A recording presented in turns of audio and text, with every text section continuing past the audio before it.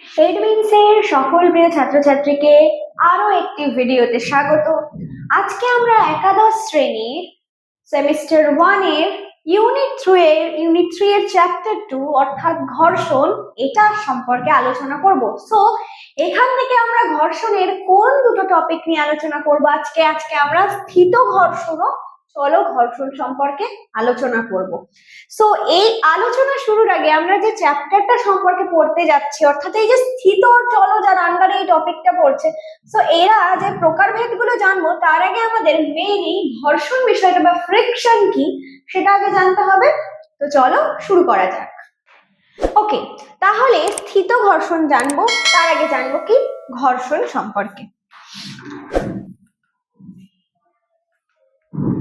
ওকে, ঘর্ষণ তাহলে কি? ধরো নিউটনের গতিসূত্র অনুযায়ী কি বলা ছিল যে কোন বস্তুর ওপর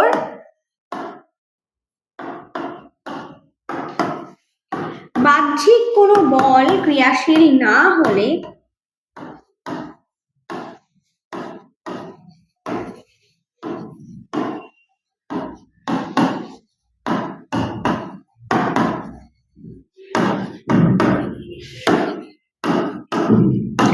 স্থির বস্তু চিরকাল স্থির থাকবে,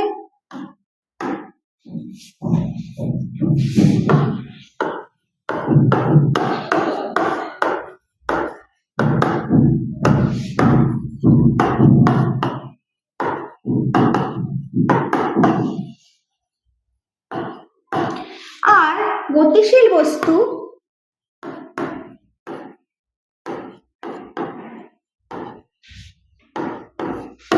সমবেগে চলতে থাকবে।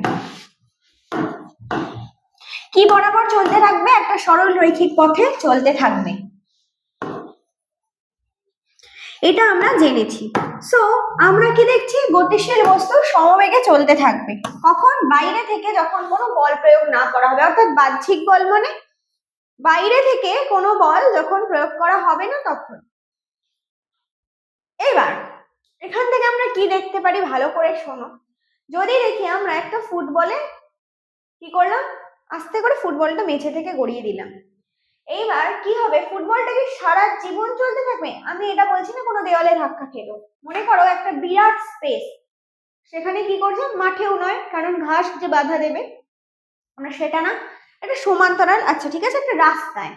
তো সেখানে যদি আমরা একটা বলকে গড়িয়ে দিই, তো বলটা কি সব বলটা গতিশীল হয়ে গেল। এবার তার উপর তো বাইরে থেকে কোনো বল কাজ করছে না। তো বাহ্যিক বলের অনুপস্থিতিতেও কিছু দূর গেলে আমরা দেখছি বলটা থেমে যাচ্ছে। তো এখানে নিউটনের নিউটনের ফার্স্ট ল ওয়াইজ কি বলেছে? গতিশীল বস্তু সমবেগে চলতে থাকবে। তাহলে এই জায়গাটা কি তখন মানা হলো? গতিশীল বস্তু কি সমবেগে চলতে পারছে না, অর্থাৎ গতিশীল বস্তু তাহলে থেমে যাচ্ছে কি করে? বাইরে থেকে বাহ্যিক বল ক্রিয়া না করলে। তো এখান থেকে আমাদের কি যে গতিশীল বস্তু সমবেগে চলতে থাকে, কখন সেটা থামে? যখন বাহ্যিক বল, অর্থাৎ তুমি গড়িয়ে দিলে, আমি বলটা ধরে নিলাম, তখন কি হতে পারে? তখন থেমে যেতে পারে। কিন্তু যখন এরকম কোনো ফোর্স বাইরে থেকে ওকে এফেক্ট করছে না, তখন কিভাবে থামছে? নিশ্চয়ই তাহলে কি আছে? কোনো বাহ্যিক বল প্রযুক্ত হচ্ছে।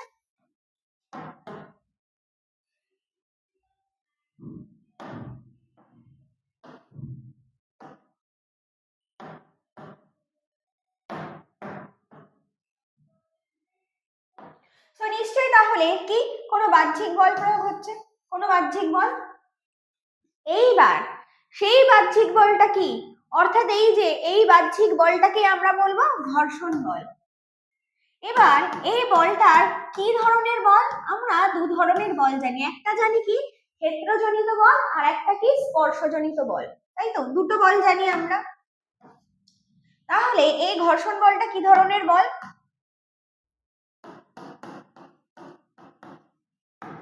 আমরা দু ধরনের জানি, একটা হচ্ছে স্পর্শজনিত বল আর একটা হচ্ছে ক্ষেত্রজনিত বল।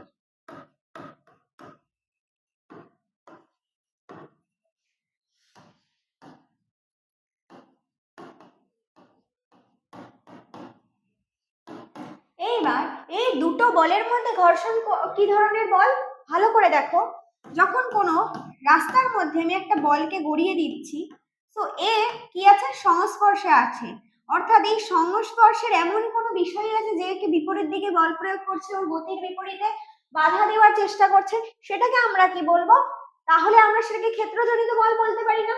কেন বলতে পারি না ক্ষেত্রজনিত বল? কারণ ক্ষেত্রজনিত বল কোনো কিছু সংস্পর্শে না থাকা সত্ত্বেও সেই বল প্রয়োগ হয়, যেমন চৌম্বক বল। অর্থাৎ চৌম্বক এটা কি, সে একটা ক্ষেত্র তৈরি করছে। কিসের ক্ষেত্র? যে সেই ধর্মটা আচরণের জন্য ক্ষেত্র, অর্থাৎ চুম্বক অর্থাৎ আকর্ষণ করার জন্য একটা ক্ষেত্র আছে, সেই ক্ষেত্রের মধ্যে আকর্ষণ বা বিকর্ষণ করবে। তো এইগুলো হচ্ছে ক্ষেত্রজনিত বল বা মহাকর্ষ বল আমরা বলতে পারি, এগুলো কি ক্ষেত্রজনিত বল। আর স্পর্শজনিত যে বলগুলো, আমি যদি এখন একটা ট্রলি ব্যাগ ঠেলে নিয়ে যাই, তো এবার সেই যে আমি টেনে নিয়ে যাচ্ছি, সাপোজ এই যে টেনে নিয়ে যাওয়া, অর্থাৎ এটা কি, বলটা কোথায় প্রয়োগ করছে? হাতলে, অর্থাৎ টানছি। এই বলটা কি স্পর্শজনিত, অর্থাৎ স্পর্শতল আছে দুজনের, অর্থাৎ বলটা কোথায়? স্পর্শতলে প্রযুক্ত হচ্ছে। তো ঘর্ষণ বল কোথায় প্রযুক্ত হয়? স্পর্শতলে। দুটো বস্তুর যেখানে কি, দুটো বস্তুর তল মানে কোনটা বলবো? স্পর্শতল, অর্থাৎ বস্তুটা যেখানে রাখা আছে, অর্থাৎ বলটা যেখানে রাখা আছে এটা ওর স্পর্শতল। তো স্পর্শতলে ক্রিয়াশীল হচ্ছে বলে আমরা ঘর্ষণ বলকে বলবো যে স্পর্শজনিত বল। এবার ঘর্ষণ বলটা সম্পর্কে জানি কি, দেখো এইবার ঘর্ষণ বলতে কি বুঝছি? একটা টেবিলের ওপর যদি একটা ব্লক রাখি কাঠের,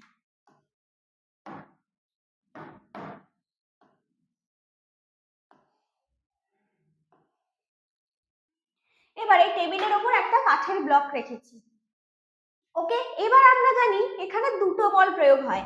একটা কি বল প্রয়োগ হচ্ছে? এ ওজনের জন্য এদিকে একটা বল প্রয়োগ করছে, সো এর ওজন আমি ধরছি এটা এম হচ্ছে এর ভর। ওজন মানে জানি কি, ওজন হচ্ছে বল, পৃথিবীর যে বল দ্বারা কোনো ঘরের বস্তুকে নিজের দিকে আকর্ষণ করে। সো সেই কোন বল? F ইজ ইকুয়াল টু আমরা কি জানি, m ইনটু এ। তো এর ভর যদি m হয় এবং এ মানে কি পৃথিবী টানছে, তার মানে তখন ত্বরণ কোনটা? অভিকর্ষজ ত্বরণ। তখন আমরা এই ফোর্স বা বলটাকেই বলি W বা ওয়েট, মানে ওজন। সো এখানে আমরা কি পেয়ে যাবো? এর ওজন কাজ করছে কোন দিকে? mg বরাবর, ওকে। এই যে ওজনের জন্য এবার এ কি করছে? এদিকে বল প্রয়োগ করছে। সো আমরা নিউটনের থার্ড লতে জেনেছি প্রত্যেক ক্রিয়ার সমান ও বিপরীত প্রতিক্রিয়া রয়েছে। সো এখান থেকে আমরা কি দেখতে পাচ্ছি? ভালো করে দেখো, এই যে W is equal to mg দেখতে পাচ্ছি। সো উপরের দিকে একটা বল, এর প্রতিক্রিয়া বল আমি ধরে নিচ্ছি এর ক্রিয়াশীল হচ্ছে। সো এটা কি থাকবে? স্থির থাকবে। কেন? mg আর n পরস্পরকে কি করে দিচ্ছে? ক্যান্সেল আউট করে দিচ্ছে, অর্থাৎ নালিফাই করে দিচ্ছে এরা নিজেদেরকে। এইবার ঘর্ষণ কাকে বলছে? এ তো স্থির বস্তু, স্থির থাকারই চেষ্টা করবে। গতিশীল, এটা কেন? জাড্য ধর্ম। এই জাড্য ধর্ম আমরা নিউটনের ল থেকেই পাচ্ছি। তো ফার্স্ট লতে আমরা দেখতে পাচ্ছি স্থির বস্তু চিরকাল স্থির থাকবে। এবার একে আমি এই পাশ থেকে একটা বল প্রয়োগ করছি, অর্থাৎ কি করতে চাইছি? এইখান থেকে একে সরিয়ে এই দিকে নিয়ে আসার চেষ্টা করছি। এই যে বল প্রয়োগ করছি, এইবার আমরা যদি হালকা একটা বল প্রয়োগ করি তাহলে কি এটা সরবে? সরবে না। কেন? তার মানে নিশ্চয়ই এমন কেউ আছে যে বাধা দিচ্ছে। তো এই যে স্পর্শতলে, অর্থাৎ দুটো তলের যে স্পর্শতল, বিভেদ তল, এই যে স্পর্শতল দুটো বস্তুর, সেখানে কি করছে? সে বস্তুর গতির বিরুদ্ধে বাধা দেওয়ার চেষ্টা করছে। তাহলে কি ঘটনা ঘটছে? গতিশীল হতে দিচ্ছে না, অর্থাৎ কি গতির বিরুদ্ধে বাধা সৃষ্টি করছে।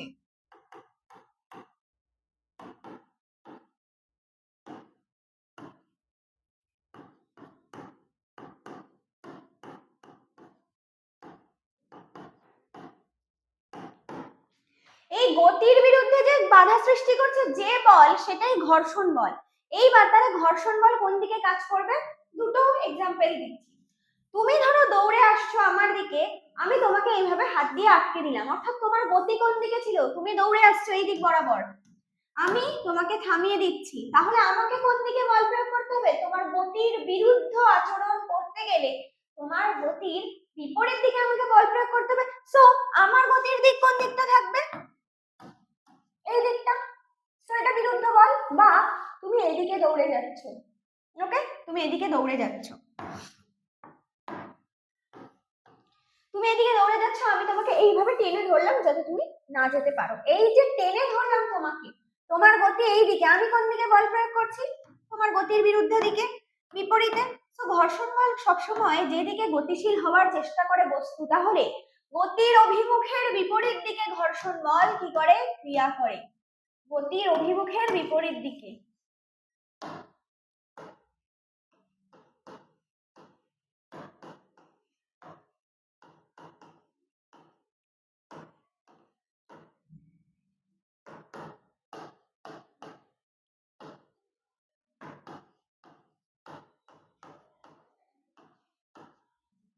বোঝা গেল তাহলে ঘর্ষণ বল কোন দিকে ক্রিয়া করছে? গতির অভিমুখের বিপরীত দিকে। বোঝা গেছে এতটা? ওকে, তাহলে আমরা ঘর্ষণ বল বলতে কি বুঝবো?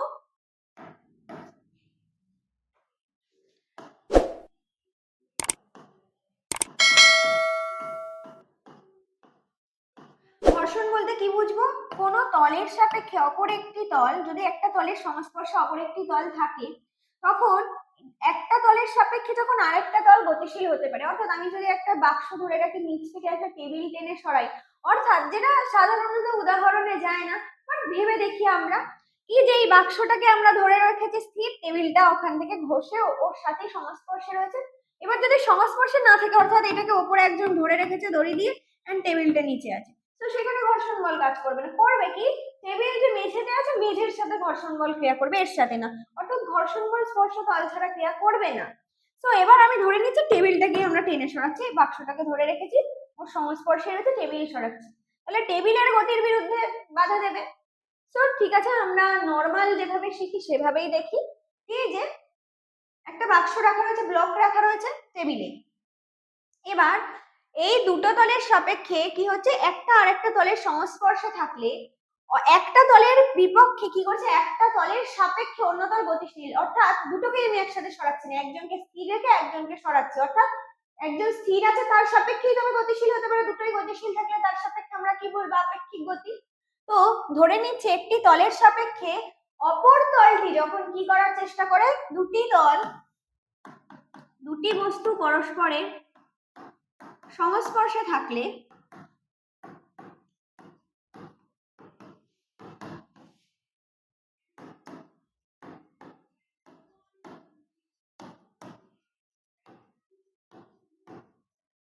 দুটি বস্তু পরস্পরের সংস্পর্শে থাকলে একটি তল অপর তলের সাপেক্ষে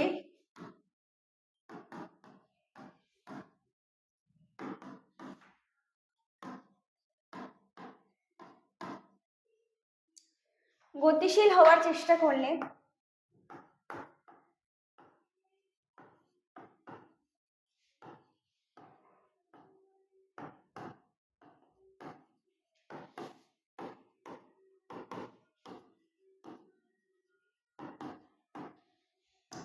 সংস্পর্শ তল সেই গতির বিরুদ্ধে যে বাধার সৃষ্টি করে,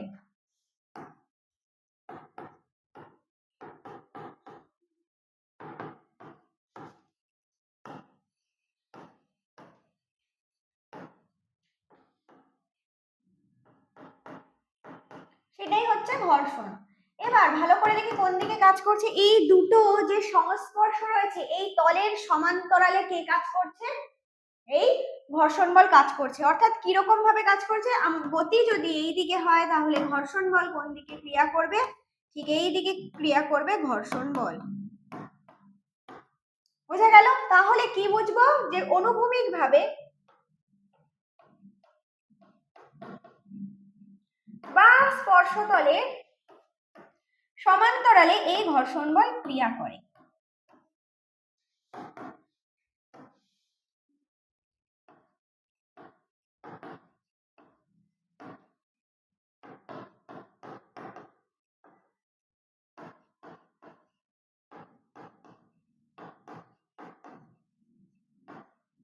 এখান থেকে কি পয়েন্ট জানলাম আমরা? অনুভূমিক ভাবে বা স্পর্শতলের সমান্তরালে এই ঘর্ষণ বল ক্রিয়া করে।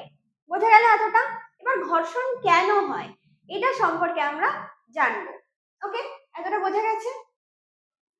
এইবার দেখা যায় কি, মসৃণ তলে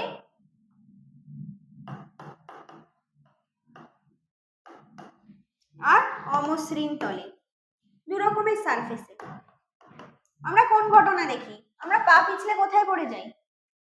পড়ে যাই মসৃণ তলে। কেন? কারণ সেখানে ঘর্ষণ বল কম থাকে। এইবার আমরা কি জানি প্রত্যেক ক্রিয়ার সমান ও বিপরীত প্রতিক্রিয়া আছে। এবার যদি আমরা দেখি মসৃণ তলের ক্ষেত্রে ঘর্ষণ বল কম, তো এখানে যে আমরা বল প্রয়োগ করতে পারবো সেটা ঘর্ষণ বল যেহেতু কম, বলটা কতটা প্রয়োগ করা যাবে? কম বল। এর থেকে বেশি করতে গেলে আমরা কি করব? পিছলে পড়ে যাব। বোঝা গেছে? এই জন্য মসৃণ তলে বেশি দ্রুত হাঁটা যায় না। কেন? সেখানে ঘর্ষণ বল কম থাকে। তো ঘর্ষণ বল কম মানে বিপরীতে প্রতিক্রিয়া বল আমরা বেশি পাবো না, অর্থাৎ যতটা বল দেবো প্রতিক্রিয়া বল ততটা হবে। তো ঘর্ষণ কম মানে আমরা কিন্তু কম ক্রিয়া করতে পারবো।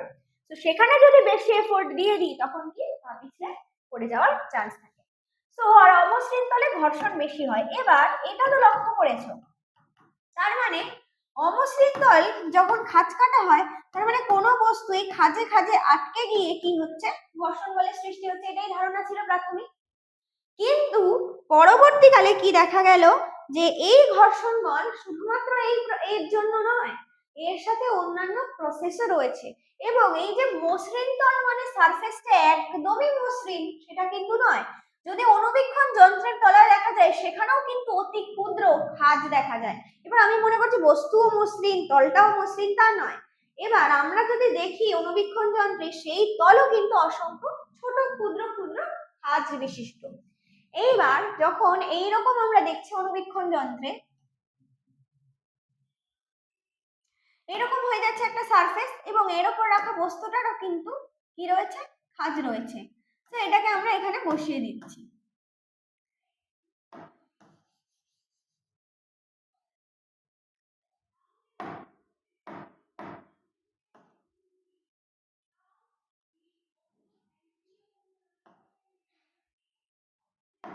ওকে,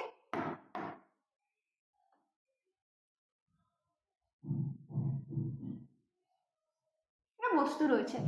এইবার দেখা যাচ্ছে এইখানে যে পয়েন্ট গুলো রয়েছে এরা নিজেদের এত কাছে এসে একটা কি বল কাজ করে? এখানে আসঞ্জন বল কাজ করে। এই যে পয়েন্টে পয়েন্টে প্রতিটা অণুর মধ্যে যে আসঞ্জন বল ক্রিয়া করে, এই আসঞ্জন বলের কারণে কিন্তু সৃষ্টি হয় কি?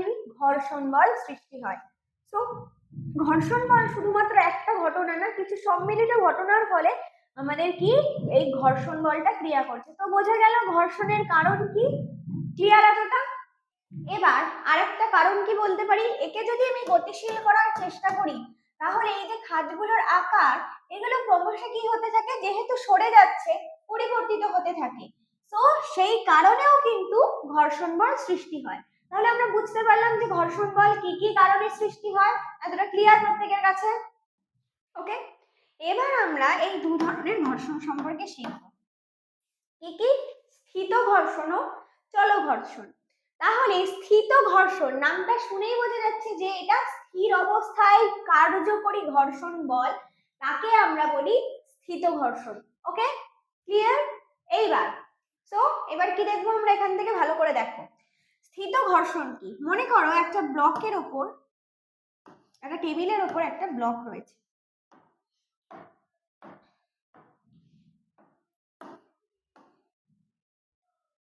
এইবার এই ব্লকের ওজন কোন দিকে কাজ করছে? নিচের দিকে। W is equal to m into g। m হচ্ছে কি? এর ভর, ব্লকটির ভর।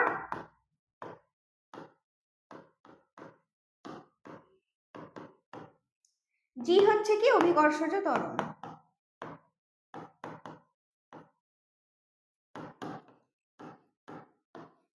সো W হচ্ছে এর ওজন, যে বিপরীত দিকে বল প্রয়োগ করে। এবার নিউটনের থার্ড ল অনুযায়ী তৃতীয় গতির সূত্রানুসারে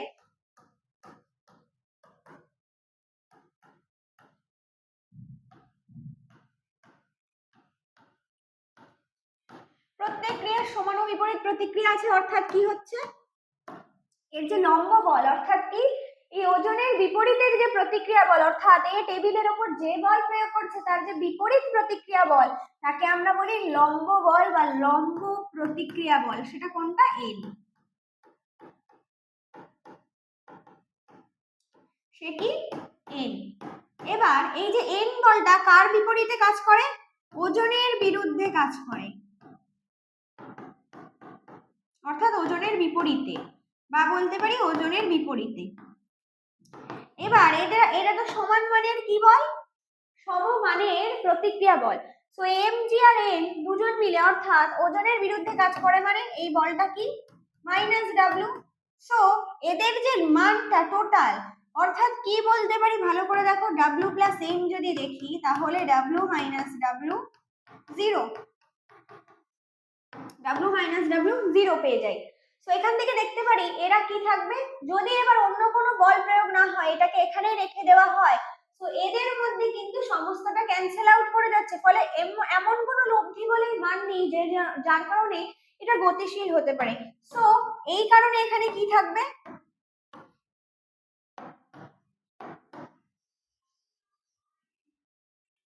তো এর কারণে এটা কি ঘটনা ঘটবে, বাইরে থেকে বাহ্যিক বল প্রযুক্ত না হলে স্থির থাকবে।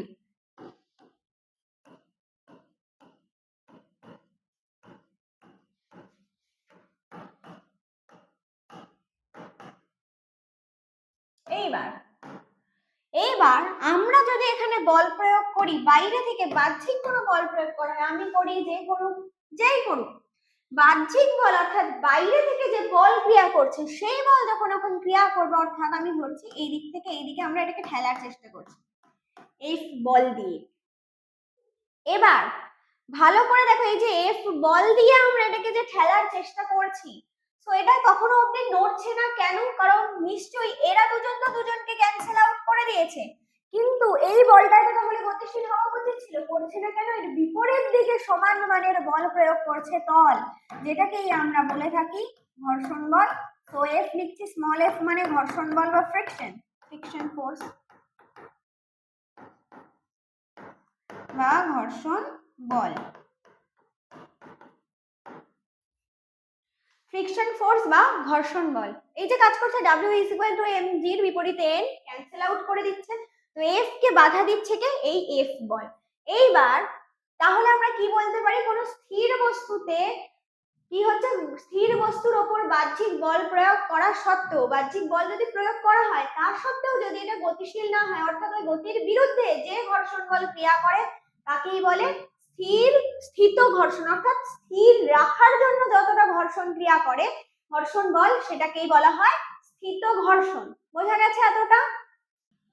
তো আমরা কি খালি বলবো যে এটাই কি বলবো, একটা প্রশ্ন তো মাথায় এসেই যায় এখানে, যে খালি কি টেবিলটাই এই ব্লকের উপর বলটা প্রয়োগ করছে, নাকি এই ব্লকও এইদিকে বল প্রয়োগ করছে টেবিলের সাথে যে সংস্পর্শ তলটাই কি করছে বল প্রয়োগ? অর্থাৎ আমি যদি এই হাতটাকে এর সাপেক্ষে গতিশীল করার চেষ্টা করি, কি করবে, এই দুটোর যে সংস্পর্শ তল দুটোর ওপরই কি কাজ করছে, ঘর্ষণ বল, এই দুটো মিলে কি করছে, ঘর্ষণ বল সৃষ্টি করছে, অর্থাৎ এই তলটাতে বলটা সৃষ্টি হচ্ছে, শুধু টেবিলেই হচ্ছে, এখানে নয়। কি এদের যে সংস্পর্শ তল, অর্থাৎ যেখানে দুজনের কাছে আছে সেই তলটা সৃষ্টি করছে গতির বিরুদ্ধে বল, সেটাকে বলছি ঘর্ষণ বল। এন্ড নাও স্থিত ঘর্ষণ বলতে কি বুঝবো, যে স্থির আছে দুটো বস্তু সংস্পর্শ তলে, এখন একটা বস্তুর সাপেক্ষে আরেকটা বস্তু যখন গতিশীল হওয়ার চেষ্টা করেও পারে না, তখন এই তলের মধ্যে যে বল ঘর্ষণ বল ক্রিয়া করে,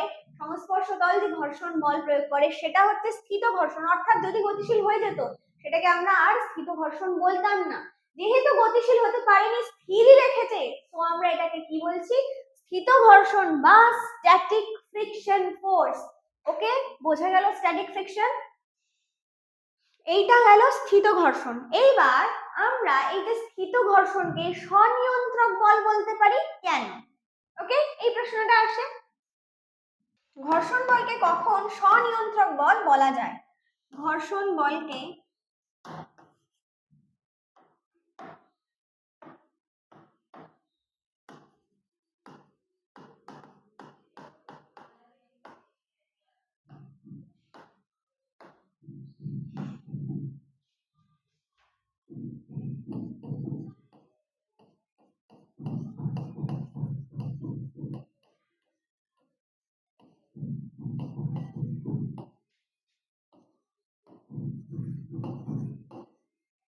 একটা প্রশ্ন আসতে পারে আমাদের মাথায়, যে ঘর্ষণ বলকে কখন স্বনিয়ন্ত্রক বল বলা হয়। ওকে,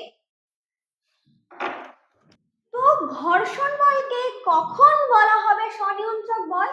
দেখা যাচ্ছে কোনো স্থিত ঘর্ষণ অর্থাৎ গতিশীল করার চেষ্টা করা হচ্ছে, কিন্তু ঘর্ষণ বল সেই গতির বিরুদ্ধে বাধার সৃষ্টি করছে, অর্থাৎ গতিশীল হতে পারছে না।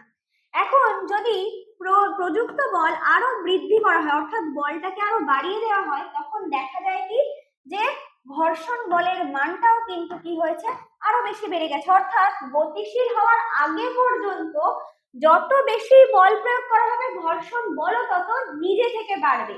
তো গতিশীল হওয়ার আগে পর্যন্ত আমরা কি বলতে পারি, গতিশীল হওয়ার আগে পর্যন্ত আমরা ঘর্ষণ বলকে বলতে পারি স্বনিয়ন্ত্রক বল। কেন? কারণ ও নিজের নিয়ন্ত্রণের অধীনে থাকছে, অর্থাৎ যতটা বেশি বল প্রয়োগ করা হচ্ছে ও ঘর্ষণ বলের মান ততটা নিজে থেকে বেড়ে যাচ্ছে। তাই কি বলা হয় যে স্বনিয়ন্ত্রক, অর্থাৎ যে নিজেকেই নিজে নিয়ন্ত্রণ করতে পারছে। এটা কখন পর্যন্ত? যতক্ষণ পর্যন্ত না গতিশীল হচ্ছে, অর্থাৎ অ্যাট লাস্ট যখন গতিশীল হবে তার ঠিক আগের মোমেন্ট যতক্ষণ হচ্ছে না ততক্ষণ পর্যন্ত নিজেই নিজের মানকে বাড়িয়ে দিচ্ছে। যতটা বল প্রয়োগ করা হচ্ছে তত বেশি ঘর্ষণ বল বেড়ে যাচ্ছে, নইলে কি হতো, গতিশীল হয়ে যেত, তাই তো? তাই বলতে পারি যে গতিশীল হওয়ার আগে পর্যন্ত ঘর্ষণ বলকে আমরা স্বনিয়ন্ত্রক বল বলতে পারি। এবার এখান থেকে আমাদের মনে প্রশ্ন আসতে পারে যে নিজে থেকে বাড়ছে, আমি বুঝবো কি করে যে বাড়ছে? ভালো করে দেখো, এবার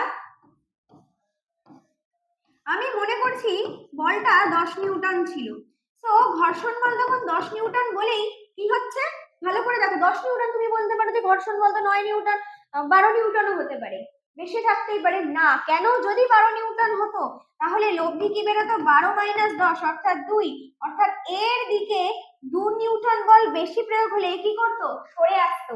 তো সেম মানের বল প্রয়োগ করা হয়, এতটা আমরা বুঝলাম। তো যতটা বেশি বল প্রয়োগ করা হচ্ছে ঘর্ষণ বল বাড়ছে। যদি না হতো, যদি দেখছি আমি বল বাড়িয়ে 20 করে দিলাম, তো এটা যদি 10 বা 15তেই থেকে যেত তাহলে এটা এদিকে গতিশীল হয়ে যেত। কেন? লব্ধি বলের মান 5 নিউটন হয়ে যেত, এন্ড সেটা কোন দিকে, এই বড় যে ভেক্টরটা তার দিকে হতো, অর্থাৎ গতিশীল হয়ে যেত। তাহলে আমরা কি বলছি, কতক্ষণ স্বনিয়ন্ত্রিত হওয়া? গতিশীল হওয়ার আগে পর্যন্ত। সো যতক্ষণ আমি ধরছি 20 নিউটন অবধি এ গতিশীল হচ্ছে না, তো এ বাড়তে বাড়তে 20 নিউটন অবধি এলো, দেখা যাচ্ছে 21 থেকে গতিশীল হয়ে যাচ্ছে, তো তখন কিন্তু আর এটাকে স্বনিয়ন্ত্রক বলবো না। কেন? তখন অলরেডি চলতে শুরু করবে। তাহলে আমরা এই যে দেখছি 10 থেকে এই যে 20 অবধি বেড়ে গেল, এও তো 10 থেকে 20 অবধি বাড়লো, অর্থাৎ নিজে থেকে যে বৃদ্ধি হচ্ছে, তাই আমরা ঘর্ষণ বলকেই বলতে পারছি স্বনিয়ন্ত্রক। মানে কি বললাম, নিজেই নিজেকে নিয়ন্ত্রণ করছে। এতটা ক্লিয়ার বোঝা গেছে? এবার আমরা কোন কন্ডিশনটা পড়বো, যে স্বনিয়ন্ত্রক বলের ব্যাপারটা ক্লিয়ার হয়েছে। এটা কিন্তু স্থিত ঘর্ষণের একটা বৈশিষ্ট্য, অবশ্যই একটা বৈশিষ্ট্য, যে কি বলতে পারি, যে স্থিত ঘর্ষণ কি করছে, যে গতিশীল হওয়ার আগে পর্যন্ত নিজস্ব মান বৃদ্ধি করতে সক্ষম হচ্ছে। এইবার আমরা কি দেখবো, যে একটা পয়েন্ট তো আসছে, যে আমি বললাম 20 থেকে 21 হলো, ও গতিশীল হয়ে গেল। তো এই যে গতিশীল হয়ে গেল, তাহলে 20 অব্দি তো নিজেকে আটকে রাখতে পেরেছিল, সো এই 20 নিউটন যেখানে ও নিজেকে আটকে রাখতে পারলো, এরকম আমার মনে করার কারণ নেই 20 নিউটনই হচ্ছে যে কোনো কিছুর জন্য স্থির ঘর্ষণ, গতি মানে স্থিতই থাকবে ঘর্ষণটা, না, এটা just an example. Okay, so এই যে 20 নিউটন বল অব্দি আমি দেখছি যে সহ্য করে নিতে পারছে, ঘর্ষণ বল বাড়াতে পারছে, সো এইটাকে আমরা বলবো সীমাস্থ ঘর্ষণ বা ঘর্ষণের সীমাস্থ মান। তাহলে এটা আমরা কিভাবে লিখব,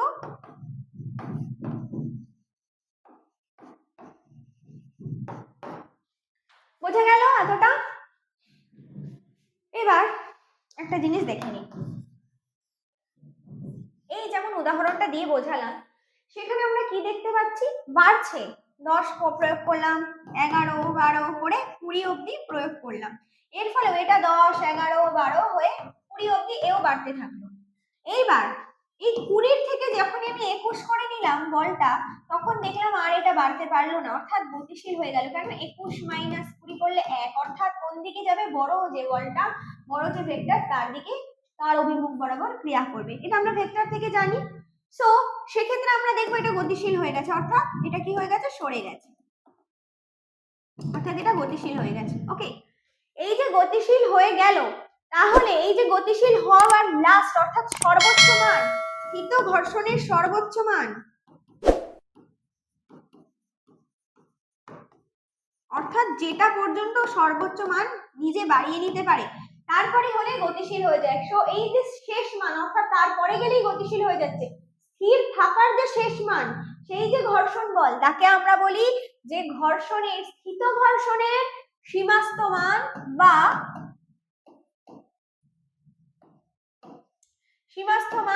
সীমাস্থ ঘর্ষণ। তো বোঝা গেল?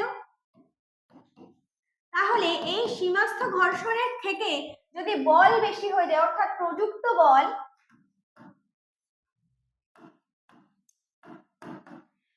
যদি গ্রেটার দেন সীমাস্থ ঘর্ষণ, তখন কি হয়ে যাবে? গতিশীল হয়ে যাবে, বস্তু হয়ে যাবে গতিশীল। তখনই আমাদের আর স্থিত ঘর্ষণের কনসেপ্টটার জায়গায় আমরা তখন ওটাকে আর স্থিত ঘর্ষণ না বলে বলবো কি চল ঘর্ষণ। বোঝা গেছে?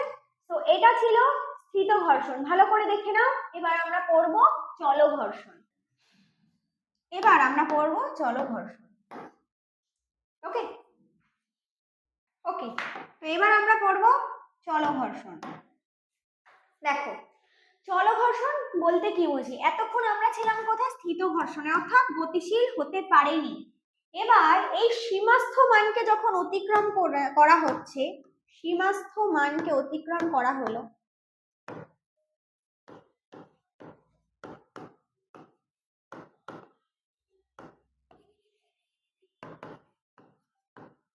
এবার এইটা অতিক্রম করার পর কি ঘটনা দেখা যাচ্ছে?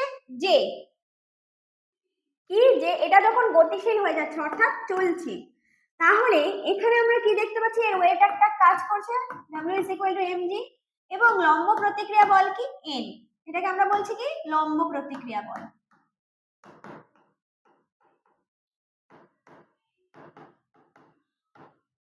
এইবার এই যে লম্ব প্রতিক্রিয়া বল কাজ করছে আর এদিকে আমি F ফোর্স দিচ্ছি আর ঘর্ষণের বলটা কত? Small f। তাহলে স্মল f কে লিখে দেবো ঘর্ষণ বল এবং F কে বলছি প্রযুক্ত বল। এইবার কি হচ্ছে? প্রযুক্ত বল সীমাস্থ মানকে অতিক্রম করলে এবার আমরা কি বলতে পারি? এই যে গতিশীল অবস্থায় রয়েছে একটা তলের সাপেক্ষে অপর তল যখন গতিশীল অবস্থায় রয়েছে তখন ওই তলের যে সংস্পর্শ তলটা, ওই দুটি বস্তুর যে সংস্পর্শ তল এই গতির বিরুদ্ধে যে বাধা সৃষ্টি করছে সেটাকে আমরা বলি চল ঘর্ষণ। অর্থাৎ কি বলতে পারি এখান থেকে? চল ঘর্ষণ বা স্লাইডিং ফ্রিকশন। কি বলতে পারি? যে একটি তলের সাপেক্ষে অপর তলটি গতিশীল হলে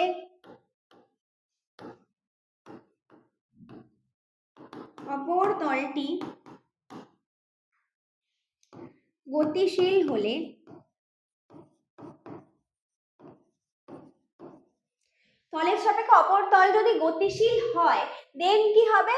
যে তল দুটির সংস্পর্শ তল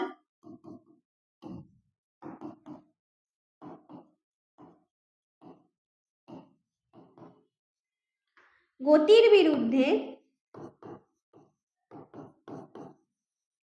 যে বাধার সৃষ্টি করে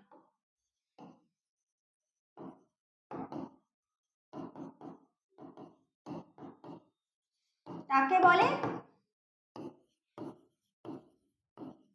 চল ঘর্ষণ।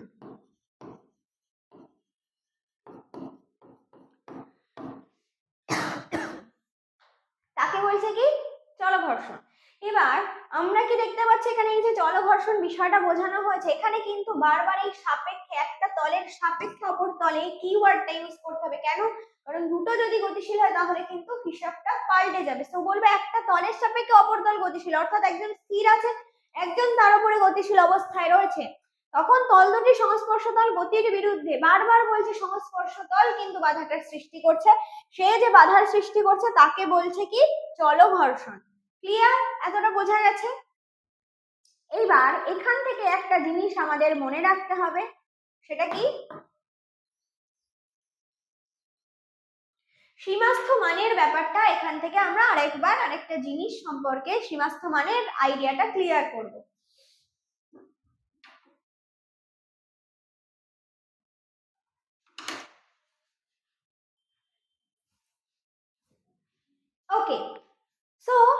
সীমাস্থ ঘর্ষণ বা ঘর্ষণের সীমাস্থ মান।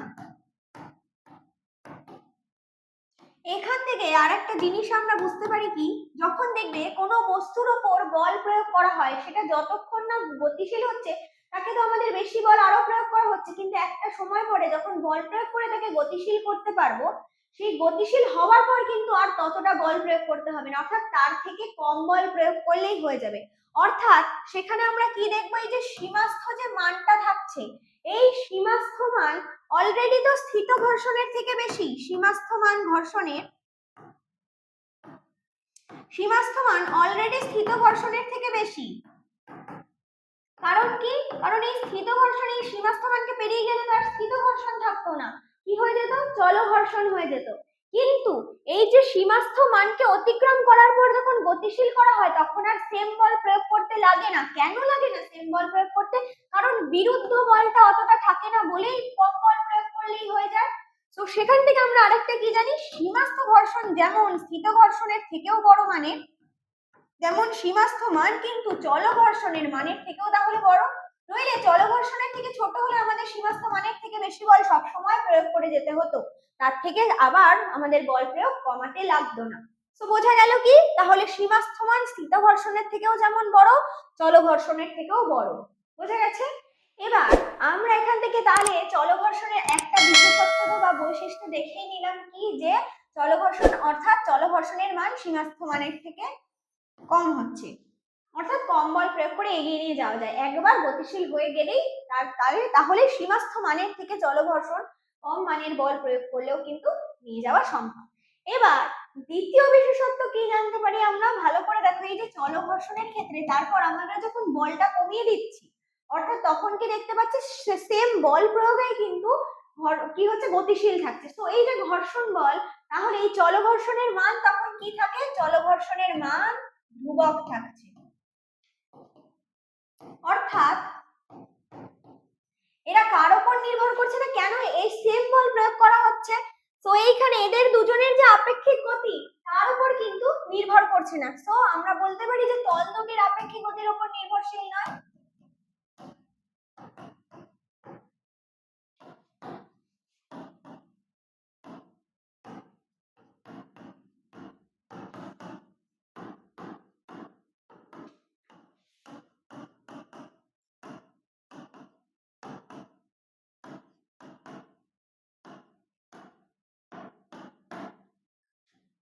বোঝা গেল? এটা ক্লিয়ার প্রত্যেকের কাছে? ওকে, এবার এখান থেকে আমরা এই ঘর্ষণের প্রযুক্ত বল এবং ঘর্ষণ বলের মধ্যে আমরা একটা লেখচিত্র অঙ্কন করে দেখব। ওকে, তো আমরা প্রযুক্ত বল এফ ভার্সেস এফ এইটার একটা গ্রাফ প্লট করব। ওকে, তাহলে দেখে নি।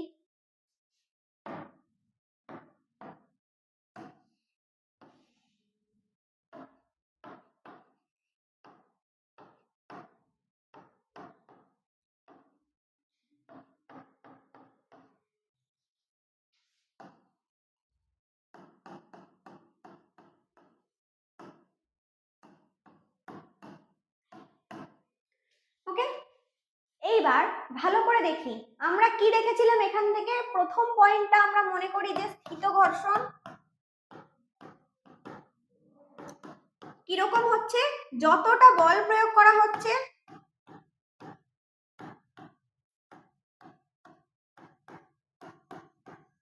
সমানুপাতে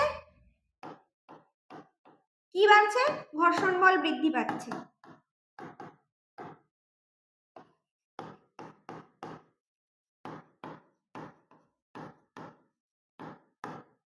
গেল?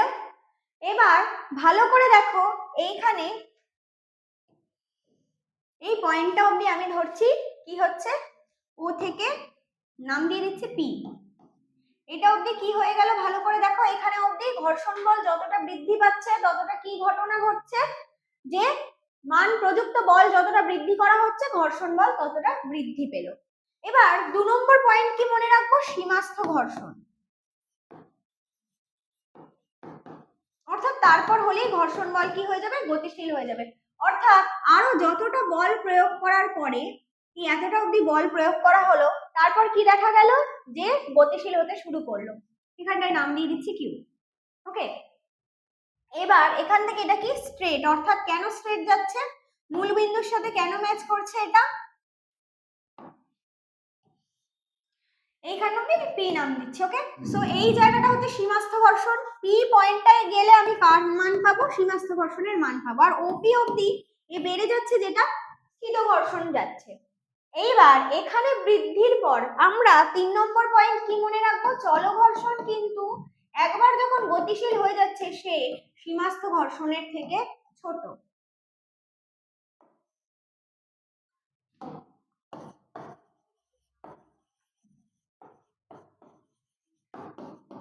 তো এই সীমাস্থ ঘর্ষণের পর চল ঘর্ষণটা কি হয়ে যাচ্ছে, কমতে থাকছে, অর্থাৎ কম বল প্রয়োগ করলেই এটা চলতে থাকছে। কিউ নাম দিলাম। এইবার এইখান থেকে কি হয়ে যাচ্ছে, চল ঘর্ষণ। এবার আমরা ফোর্থ পয়েন্ট কি জানি, এখানে লিখে দিচ্ছি ফোর্থ পয়েন্ট কি, যে চল ঘর্ষণের মান ধ্রুবক হয়ে যায়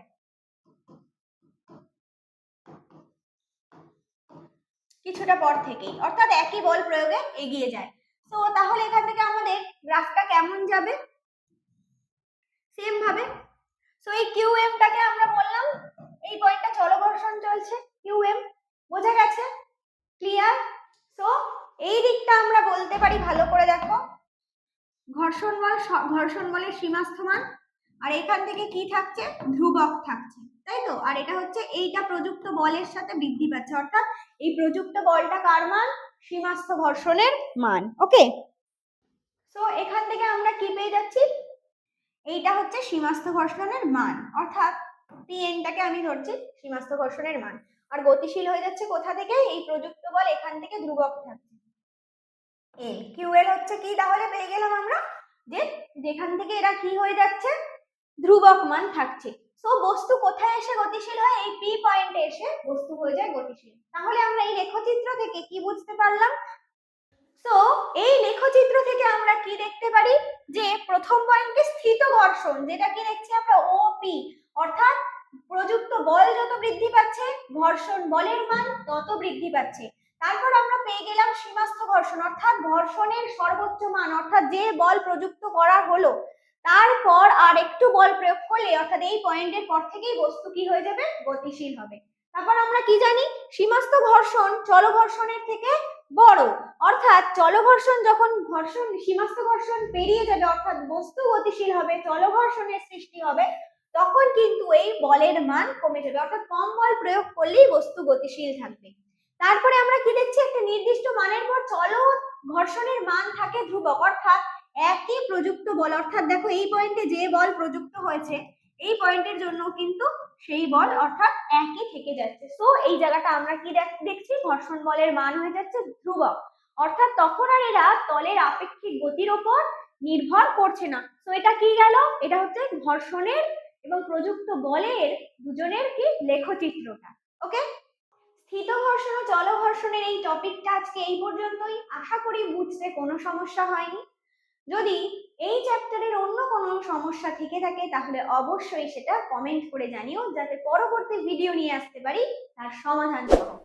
অ্যান্ড এইরকম আরো শিক্ষামূলক ভিডিও যদি তোমরা পেতে চাও তাহলে অবশ্যই আমাদের ইউটিউব চ্যানেল এডুইন্সকে সাবস্ক্রাইব করো। এছাড়াও পাশে থাকা বেল আইকনটা ক্লিক করতে ভুলো না, যাতে নতুন ভিডিও আসলেই তোমরা নোটিফিকেশন পেয়ে যাও। আর আমাদের ফেসবুক পেজ হলো এডুইন্স, সেটাকে অবশ্যই লাইক, কমেন্ট ও শেয়ার করো। ধন্যবাদ।